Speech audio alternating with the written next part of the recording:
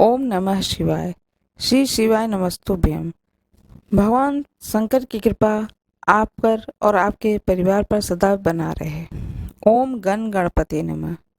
आज मैं आपको सुनाने जा रही हूँ कि अमावस्या व्रत कथा। अमावस्या व्रत कथा के अनुसार अमावस के दिन यह कथा अवश्य सुननी चाहिए। आप लोग जो भी यह कथा सुन रहे हो, अपने दाहिने हाथ में फूल, अक्षत और थोड़ा सा जल अवश्य ले लें। अमावस्या व्रत कथा के अनुसार एक गरीब ब्राह्मण परिवार था। उस परिवार में पति, पत्नी एवं उसकी एक पुत्री भी थी। उसकी पुत्री समय के गुजरने के साथ साथ धीरे धीरे बड़ी होने लगी। उस पुत्री में बढ़ती उम्र के साथ सभी स्त्रियोचित सगुणों का विकास हो रहा था। वह कन्या सुंदर, संस्कारवान एवं गुणवान थी, परंतु गरीब होने के कारण उसका विवाह नहीं हो पा रहा था। एक दिन उस ब्राह्मण के घर एक साधु महाराज पधारे। साधु उस कन्या के सेवा भाव से अत्यधिक प्रसन्न हुए। कन्या को लंबी आयु का आशीर्वाद देते हुए साधु ने कहा कि इस कन्या के हाथ में विवाह का योग्य रेखा नहीं है। तब ब्राह्मण दंपति ने साधु से इसका उपाय पूछा। कन्या ऐसा क्या करे कि उसके हाथ में विवाह का योग बन जाए? साधु महाराज ने कुछ देर विचार करने के पश्चात अपनी अंतर्दृष्टि में ध्यान करके बताया कि कुछ ही दूरी पर एक गांव में सोना नाम की एक धोबिन महिला अपने बेटे और बहू के साथ रहती है, जो बहुत ही आचार विचार एवं संस्कार संपन्न तथा पति परायण है। यदि वह सुकन्या उस धोबिन की सेवा करे और वह महिला इसकी शादी में अपने मांग का सिंदूर लगा दे, तो इसके बाद इस कन्या का विवाह हो जाएगा, तो उस कन्या का वैधव्य योग मिट सकता है। साधु ने यह भी बताया कि महिला कहीं बाहर आती जाती नहीं है। यह बात सुनकर ब्राह्मण ने अपनी बेटी से धोबिन की सेवा करने का प्रस्ताव रखा। अगले दिन से ही कन्या प्रातः काल से ही उठकर सोना धोबिन के घर जाकर साफ सफाई व अन्य कार्य करके अपने घर वापस आने लगी।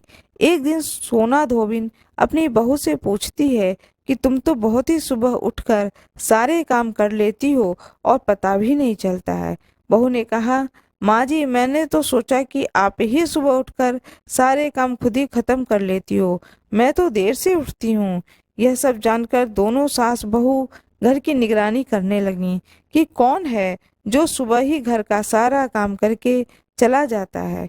एक दिन धोबिन ने देखा कि वह कन्या मुंह ढके अंधेरे में घर में आती है और सारे काम करने के बाद चली जाती है। जब वह जाने लगी तो सोना धोबी ने उसके पैरों पर गिर पड़ी। पूछने लगी कि आप कौन हैं और इस तरह छुपकर मेरे घर की चाकरी क्यों करती हैं? तब कन्या द्वारा साधु द्वारा बताई गई सारी बात बताई। सोना धोबिन पति परायण थी, अतः उसमें तेज था। वह तैयार हो गई। सोना धोबिन के पति थोड़ा अस्वस्थ थे।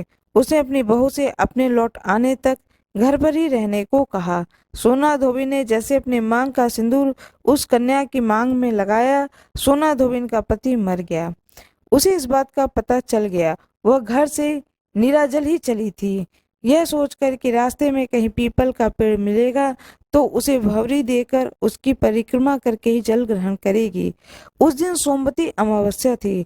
ब्राह्मण के घर मिले पुए पकवान की जगह उसने ईंट के टुकड़े से 108 भवरी देकर 108 बार पीपल के पेड़ की परिक्रमा की।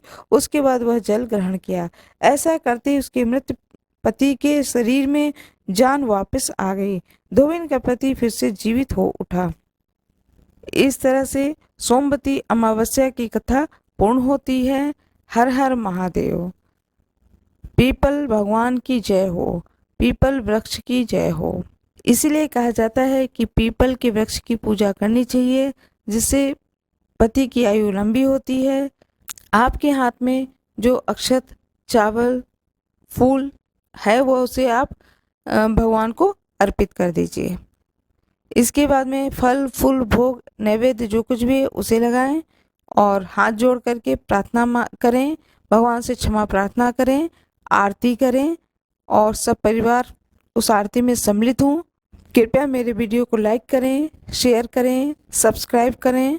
यदि आप में से किसी को भी अपनी जन्म कुंडली दिखवानी हो जन्म कुंडली से संबंधित किसी भी प्रकार की कोई समस्या आपको समझ में आ रही हो, जिंदगी में कोई ऐसी परेशानी हो कि आपको लगता हो कि एक बार जन्म पत्री दिखवा लें, तो मैं उसका कोई चार्ज नहीं लूँगी, फ्री ऑफ कॉस्ट जन्म पत्री देख दूँगी।